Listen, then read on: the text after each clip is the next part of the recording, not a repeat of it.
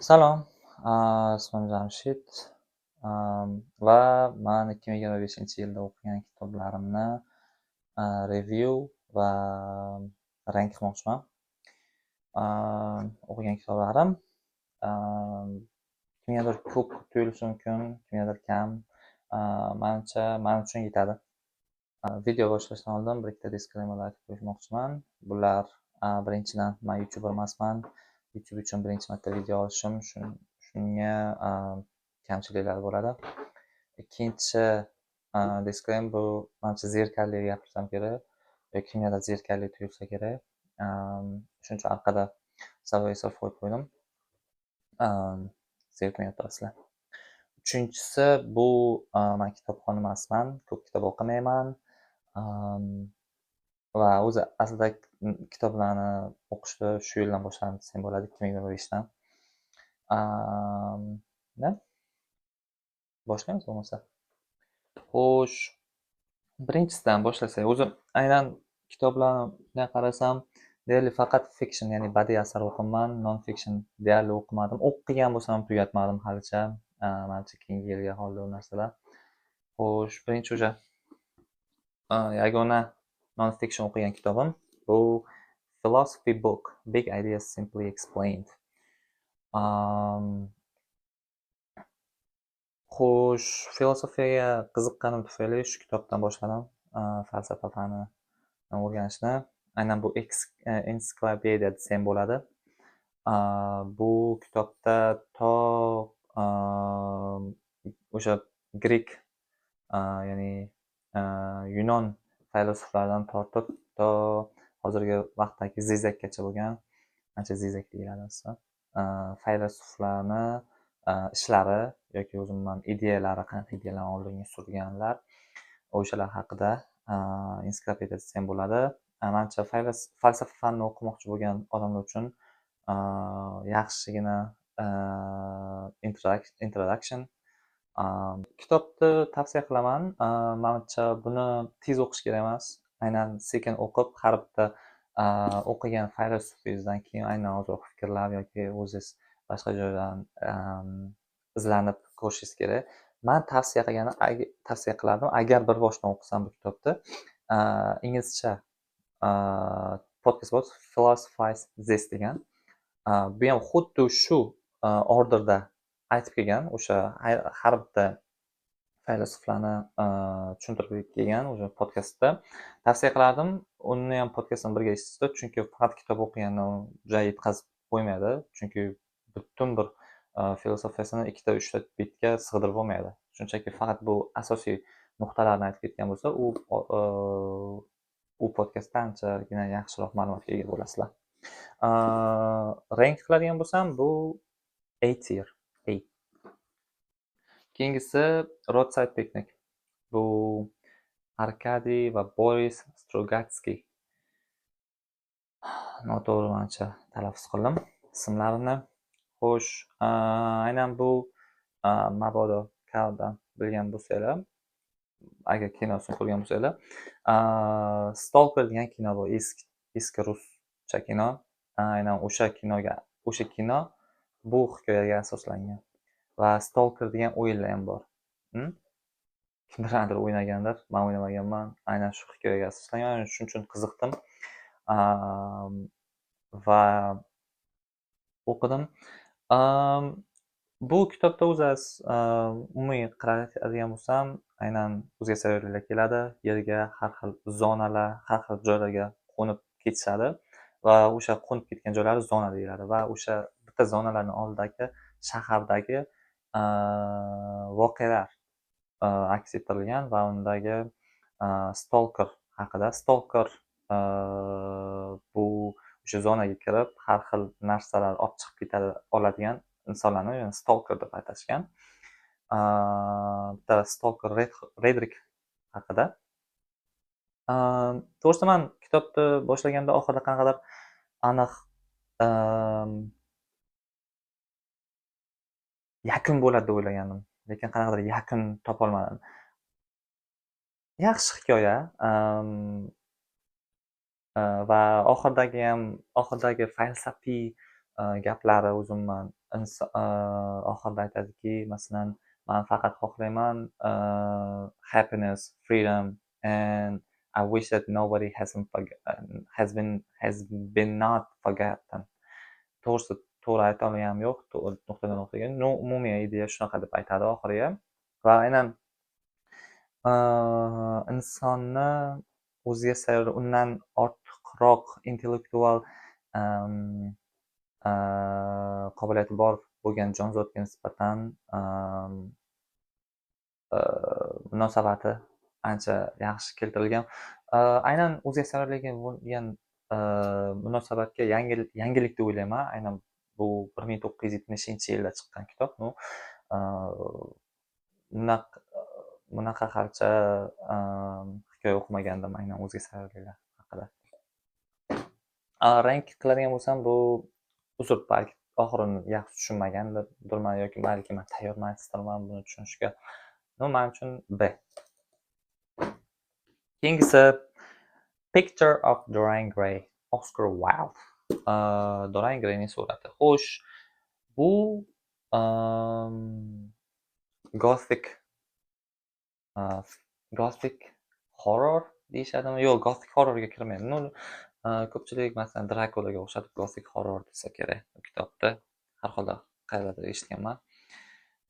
Dorian Gray bu hikoyani aytadigan bo'lsam, bitta yosh kelishgan oqsuyak bola haqida, adashmasam 20 ga kirgan bo'ladi va u yangi shaharga o'tgandan keyin bitta rassom va rassomni og'aynisi uchratadi va hikoya davomida ular rassom va rassomning og'aynisi, ya'ni baron bo'ladi adashmasam. Ular xuddi bunga ikkita yelkasida turadigan yaxshi va yovuz farishta sifatida amal qiladi. Va xo'sh, hikoyani to'g'risi buzib qo'ymoqchi emasman. Buni shunday ham o'qish kerak. Hikoya juda zo'r. Bitta aytadigan nuqtam bu kitob haqida, Oscar Wilde, mabodo bilsanglar kerak, bu gey bo'lgan. Va aynan o'qigan paytinglar, bu straight odam bunaqa yozolmaydi o'ylaysizlar. G'alati fikrlar bor. Unaqa narsani oldinga surmagan, homoseksualizmni oldinga surmagan, o'ziga xos g'alati pointlar bor, nuqtalar bor, gaplar bor. Ayniqsa barondan chiqadi bu gaplar. Man A tier deb rank bergan bo'lardim. A tierga bor. Anchagina yaxshi kitob. Xo'sh, keyingisi biza gotik erani davom ettiramiz. Frankenstein. Aynan bu Frankensteinni birinchi science fiction deb atashadi. Lekin to'g'risi men buni science fiction deb atolmayman, chunki bunda ichida science degan narsa yo'q. Bu to'liq falsafiy kitob. Bu hikoya bo'lgani bilan to'liq bu falsafiy hikoya. Aynan bunda Mary Shelley aynan 18 yoshda yozgan. Men tushungan narsa bu rasizmga qarshi yozgan, ya'ni rasizmni aynan urg'u bergan, aynan insonlarni qanday qaralishiga, qanday ko'rinishiga qarab, o'shanga qarab baho chiqarish. Hikoyani qisqa aytadigan bo'lsam, ko'pchilik biladi, Frankenstein doktor bo'ladi va u inson yaratmoqchi bo'ladi. O'shaning uchun u Frankensteinni monsterni yaratadi. Va monsterni yaratgandan keyin monster hech qachon insonlar bilan chiqishib ketolmaydi. Ya'ni chiqishib ketolmaydi emas, insonlar qabul qilmaydi va monster undan o'z o'chini oladi. Aynan o'sha monster bilan Frankensteinning o'rtasida bo'ladigan qanaqadir murakkab ziddiyatlar, ya'ni relationship desam bo'ladi. Yoqdi anchagina hikoyasi. Bu men aytaman A tier rank bo'yicha. Va shu vaqtda aytib ketmoqchiman, Frankenstein yaqinda kinosi chiqdi. Uni ko'rgan bo'lsanglar, bemalol o'qisanglar bo'ladi, chunki u kino total bullshit. Xo'sh, keyingisi Agatha Christie. Agata Kristina, uzr, Agata Kristina Herkul Poirotning Krismasi. Bu qolgan Poirotning hikoyalariga o'xshab oddiy bu detektiv hikoya, qanaqadir yorqin yoki umuman o'zini qanaqadir ajralib turadigan nuqtasi yo'q. Agar sizlarga detektiv hikoyalar yoqsa, tavsiya qilaman o'qishni. Men uchun bu odatiy navbatdagi Agata Kristinaning hikoyasi. B tier. Xo'sh, keyingisi Murod Chovushning Hech degan kitobi. To'g'risini aytaman, o'ylagan tushunmadim. O'zi kichkina kitob bo'lsa 120 ta varoq, katta qilib yozilgan, o'tirishga ham o'qisa bo'ladi bunaqa kitobni. Lekin o'ylagan tushunmadim nima haqida. O'zi kitob absurd yo'nalishda yozilgan, ya'ni absurd. To'g'risi tushuntira olmayman, no o'zinglar tushunishingiz kerak. Agar masalan Murakami hikoyalarini o'qigan bo'lsanglar, o'sha qanaqadir darajada absurd va o'zi boshida ham yozgan kimdir Murakamini aytib ketgan. Shunga qarab o'ziga tajribalardan biri aytilgan ekan, o'shanga xos. Lekin masalan Murakami o'qisanglar yengil o'qiladi, ya'ni nima yozayotgan bo'lsa, masalan hikoya yengil tushunsanglar bo'ladi. Masalan hikoya bemalol ketadi, qanaqadir boshinglar og'rib qolmaydi. Men bu kitobni balki mendadir muammo, lekin to'g'ri tushunmadim. Boshim og'rib qoldi buni o'qiyman deb. Va yarmigacha bora oldim, keyin oxirigacha o'qimadim. O'sha sabrim chidamadi. Menimcha katta ehtimol bilan meni hali salohiyatim yetmaydi bu kitobni tushunishga yoki o'zi o'qishga. Lekin hozircha bu bullshit. Uzr, bullshit emas, D tier. D bo'ladi menimcha. A B C D tier. D tierda. Keyingisi War of the Worlds. Dunyolar urushi kitobi agar ko'rinayotgan bo'lsa, mana bu yoshligimizda Tom Cruise o'ynagan kino bor edi. Alienlar bo'ladi, katta, keyin yutib oladi odamlarni.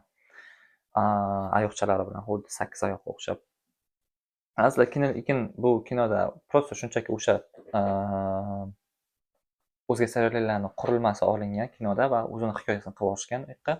Bu umuman unga aloqasi yo'q. Agar kino ko'raman, kitobini o'qimayman desanglar ham bemalol o'qisanglar bo'ladi. Umuman boshqacha narsa hikoya. Xo'sh, buni ancha klassik va hozirgacha bo'lgan nima desam bo'ladi, taalluqli, hozirgacha ham aktual turgan, hozirgacha ham qiziqishib o'qishadigan kitob, lekin menga unchalik tuyulmadi. Xo'sh, bu aslida 1890-yillar, ya'ni 2 asr oldin tashda. 1890-yilda yozilgan. Va bunda qanaqadir muhimlik, qanaqadir ajralib turadigan jihati yo'q. Va kinoda aynan bu Londonda bo'ladi, adashmasam, aynan Britaniyada bo'ladi, adashmasam Londonning o'zida bo'ladi va o'sha paytdagi Londondagi siyosatni ham kritik, ya'ni kritika qilinganda. Lekin o'zimman o'zga asarlarga bo'lgan nisbatan boshqa asarlarga nisbatan qaradigan bo'lsam, deyarli ajralib turadigan jihati yo'q. Va hikoya tez tugab qoladi, to'g'risini aytsam. Aynan hikoyani manimcha tushunsa bo'lardi yoki men tushunmadim asl maqsadi nima hikoyani. Lekin umuman olganda shu 208 betli o'rtacha hikoya. Buning uchun ham B tier. Keyingisi Silent Patient. Alex, uzr, otam nomini bilmayman. Silent Patient. Jim bemormi? Jim bemor desam bo'ladi. Xo'sh, bu kitob qanaqadir qalin ko'rinishi mumkin, lekin aytaman sizlarga, masalan, beti ham nechta ekanda? 300 bet ekan. Bir o'tirishda o'qisanglar bo'ladi. Bu haqiqiy hozirgi avlodimizni kitobi.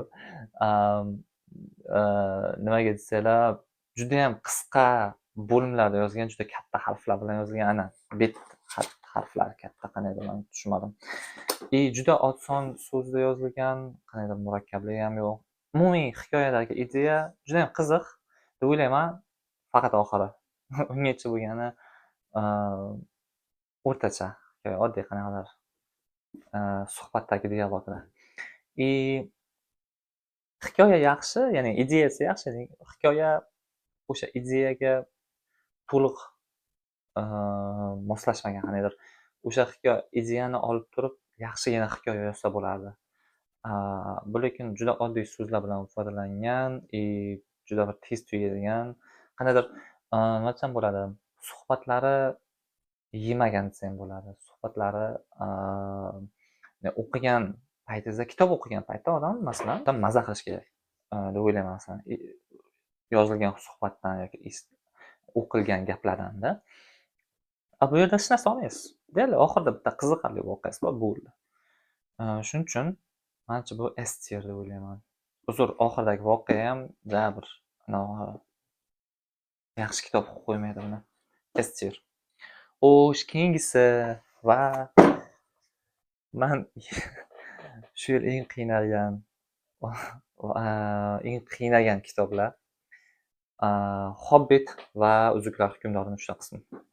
Bitta qism qilib sotiladi-yu, o'zi odatda bu yerda 3 ta. 3 ga bo'lingan. Xo'sh, Hobbitdan boshlasak, aynan Tolkienning Hobbit hikoyasi bu aynan Tolkienning olamiga, Tolkienning asarlariga kiruvchi introduction bo'lib xizmat etadi. Bu kitobni o'qigandan oldin deyarli men kinosini ham kinolarni ko'rmaganman hech qaysini, va o'shaning uchun bemalol o'qidim va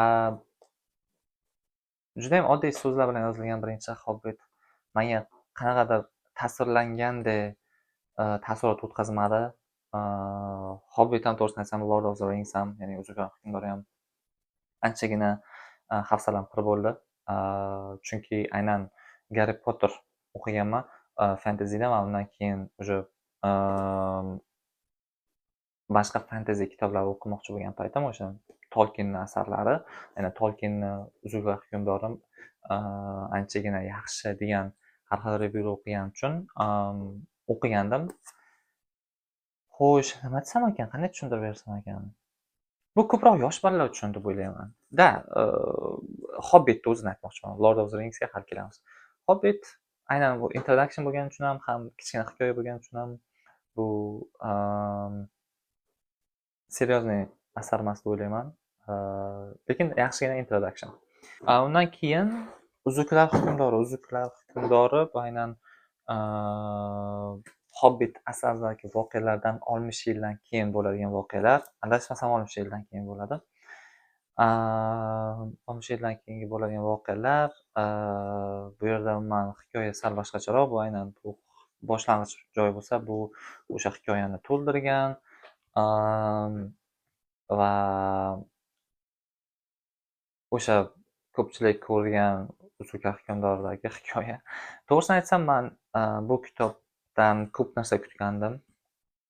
Aynan menga to'g'risi hikoyani ketishi, ya'ni yozilishi menga yoqib tuyuldi. Masalan, oxiri deylik-da, oxirida qanday Return of the King'da.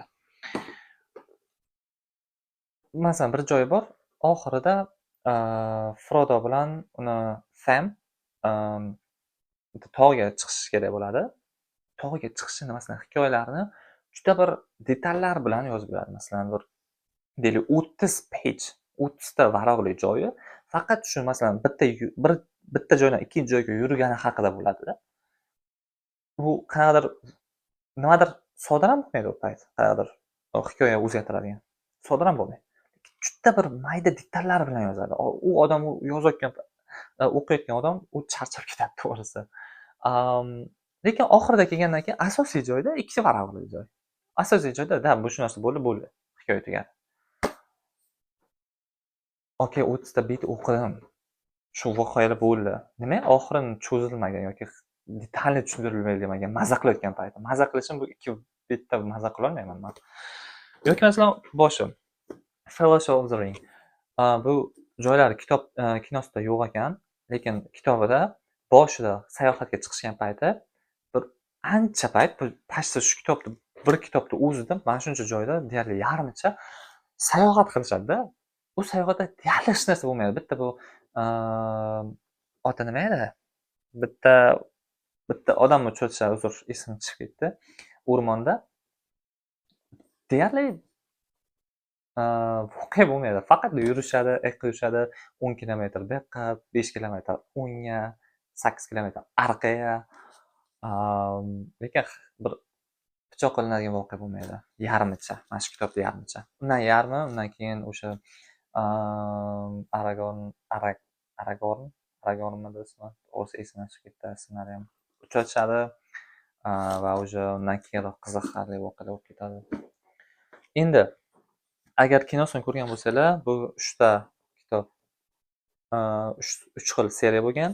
Undan keyin bular muvaffaqiyatli yurgandan keyin давайте Hobbitni ham olamiz deyishganda, Hobbitni ham 3 ta kitob qilib olishgan. Okay, 3 ta kitobni 3 ta seriya qilib olingan. Ya'ni Hobbitni ham 3 ta seriya qilib olingan. Mana shu kitobni hikoyalarini 3 ta kitobga cho'zilgan. Bu degani hikoya umuman o'zgarib ketgan, juda ko'p kerak detallar qo'shilgan. Lekin kino zo'r chiqqan. Kinolar tan olaman, tan olish kerak. Kino ancha zo'r chiqqanidan hikoyalari ham yaxshi o'zgartirilgan. Yomon o'zgartirilmagan. Men umrimda birinchi marta ko'rganmanki, kinosi kitobidan anchagina yaxshi bo'lgan. Aynan Hobbit uchun shunaqa. To'g'risi bu kitob Lord of the Rings'ni kinolarini hali ko'rganim yo'q. Bir ikkita joylarda kliplarini ko'rdim, lekin hali tugatganim yo'q.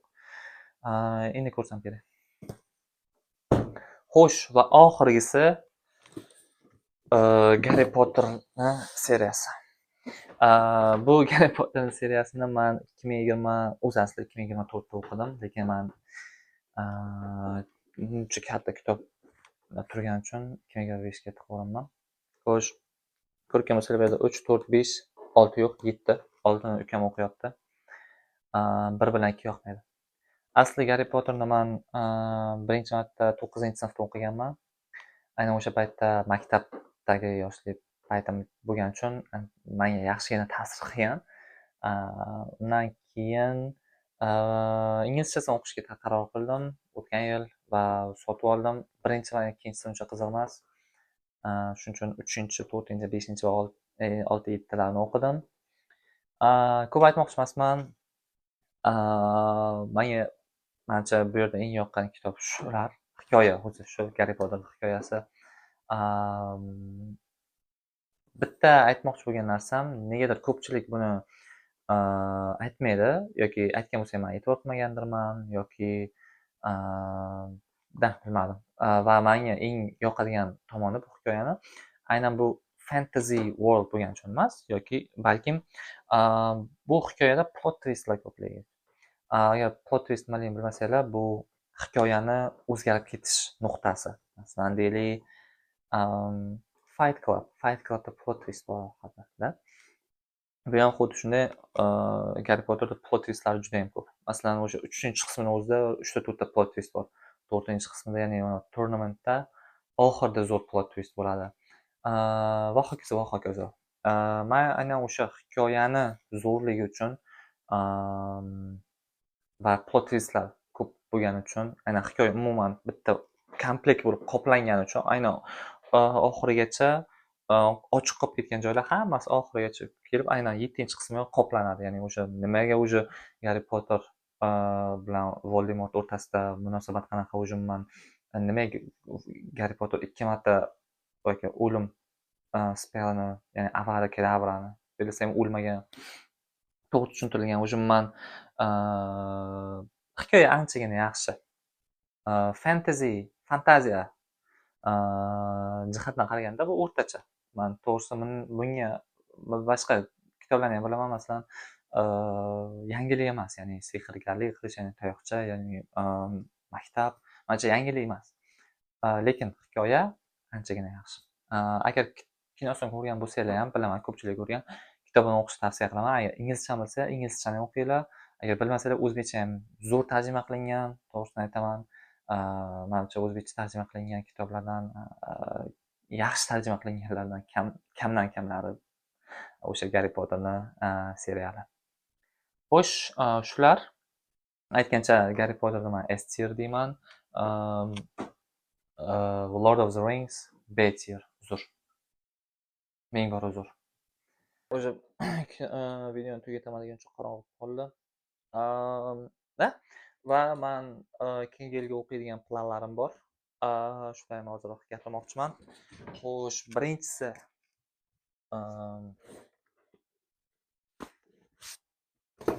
yaqinda sotib olgan kitoblarim. Men to'g'risi kitob sotib olishni yaxshi ko'raman. O'qishni emas. Maybe I'm a shopaholic. Okay. Xo'sh, birinchisi bu aynan kitob emas, bu comic book. Birinchisi Watchmen. Ko'pchilik kino ko'rgan bo'lsa kerak Watchmen. Ko'rmagan bo'lsanglar, ko'ringlar. Supergeroylik kinolar yoqmasa ham ko'ringlar. Haqiqiy shedevr. Ikkinchisi bu V for Vendetta. Buni aynan ko'rmaganman, to'g'risi. Bilaman, Natalie Portman o'ynagan. Lekin hikoyasi qiziqligini bilaman, shuning uchun sotib oldim va birinchi marta komiksni o'qib, keyin kinosini ko'rsam kerak. Keyingisi bu Blood Meridian. Bilmayman, aynan ko'proq narsa o'qimaganman, no anchagina yaxshi gaplar eshitganman bu kitob haqida ham. Keyingisi bu o'zi tugabdi. Okay. Keyingisidan boshladim. Keyingi kitob bu Call of Cthulhu and Other Weird Stories. Xullas bu H.P. Lovecraftning kitobi. Aynan Cthulhu Call'i, chaqirig'i o'zbekcha aytilsa. Bu aynan horror janriga kiradi. O'qishni kutyapman buni ham. Va menimcha eng o'qishni kutayotgan kitobimdan biri bu Alexander Dumaning Count of Monte Cristo. Xo'sh, bu kitob negadir juda ko'p o'qigan odamlar tomonidan maqtalyapti. Maqtov eshitdim. Mani bitta hamkasbim menimcha maqtadi va buni o'qishda maslahat berdiki, bu ismlarni yozib olib, nima kimligini qanaqadir note taking appda yozib ketish, ya'ni masalan character chiqdimi, qanaqadir hero chiqdimi, o'shani ismini yozib ketish. Chunki bunda ancha chalkashliklar bo'lar ekan, eshitishim bo'yicha. Ko'ramiz. Lekin qayerda eshitsam yaxshi gap eshitdim. Keyingisi bilmayman keyingi yil o'qiymanmi yo'qmi, lekin kitobni ko'rib o'qimoqchiman, qanday qilinishi chiroyli. Sherlock Holmes Complete Stories. Sherlock Holmesda hamma hikoyalari. Xo'sh, Sherlock Holmes yoqadi menga. Yoshligimda hikoyalarni o'qishni yaxshi ko'rardim. Complete hamma hikoyalar joylashgan bitta kitobni qidiravergandim va topdim. Lekin menimcha keyingi yilda o'zini tugata olmasam kerak, chunki menda boshqa kitoblar ham bor. Menda o'qimoqchi bo'lgan kitoblarimdan biri bu The Beginning of Infinity. Cheksizlikning boshlanishi. Bu non-fiction. Buni kitobda ko'rgan bo'lsam, mana shu yoqqacha o'qiganman, lekin to'g'risi bu kitobda adashmasam 2 yildan beri o'qiymanmi, hech tugata olmayman shuni. Shu yil qunt qilib oxirigacha o'qiyman. Bu non-fiction, aynan science haqida desam bo'ladi. To'g'risi tushuntirib bera olmayman hozir. Balki oxirigacha tugatgandan keyin to'g'ri tushuntirib bera olaman. Lekin maslahat berishadi kitobni. Ikkinchisi, buni yarmigacha kelganman, o'zim menimcha tugatib qo'ysam kerak. The Art of Doing Science and Engineering. Mana uzoqroq ko'rinishi. Xo'sh, bu aynan Richard Hamming, mashhur injener va researcher, o'zining har xil mavzudagi aynan engineering yoki o'zim computer science yoki umumiy science haqidagi o'zini experience'larini aytib beradi. Keyingisi Super Intelligence. Bu Nick Bostrom degan odamni Super Intelligence, ya'ni super bilim, intelligent, bilmayman qanday tarjima qilinadi. Aynan bu AI ni, ya'ni sun'iy intellekt haqida kitob, aynan o'sishi, o'sha oldingi paytlardan keyingi va undan keyingi Nick Bostromni o'zini predictionlari, ya'ni nima deyiladi predictionlar da shular. Yana bir ikkita kitoblarim bor, o'qimoqchi bo'lgan. Ancha ularni 2026-yil oxirida video qilaman, qancha kitobimni o'qiganim haqida. Agar kimdir o'qigan bo'lsa hozirgacha rahmat o'qiganlar uchun.